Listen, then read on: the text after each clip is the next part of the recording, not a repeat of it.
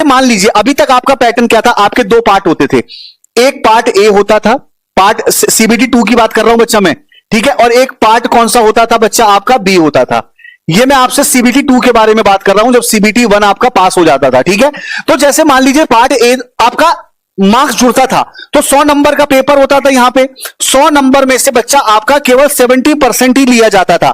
जैसे मान लीजिए मैं एग्जांपल दे रहा हूं, मान लीजिए मेरे 100 में से 86 नंबर आए थे, या ऐसा कोई डेटा ले लेता हूं, जैसे मान लीजिए मेरे 80 नंबर आए, एग्जाम्पल के तौर पे मेरे 80 नंबर आए, तो 70%, तो 8 7 56, यानी कि मेरे पार्ट ए में कितने नंबर कैलकुलेट किए जाएंगे, 56 नंबर कैलकुलेट किए जाते थे। और मेरे साइको में कितने नंबर आए, 19, क्योंकि सब में पास होना जरूरी है।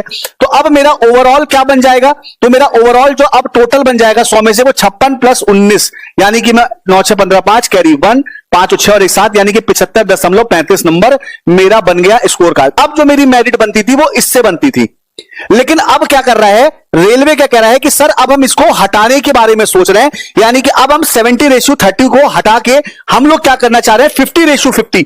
यहां पे दिया हुआ है ना, क्या कहना चाह रहा है कि 50:50। तो अब आपका जो स्कोर कार्ड जो बनेगा वो पार्ट ए का 50% ही लिया जाएगा, और जो आपका साइको रहेगा CB80 वो आपका 50% का रहेगा, तब आपकी बच्चा मेरिट बनेगी।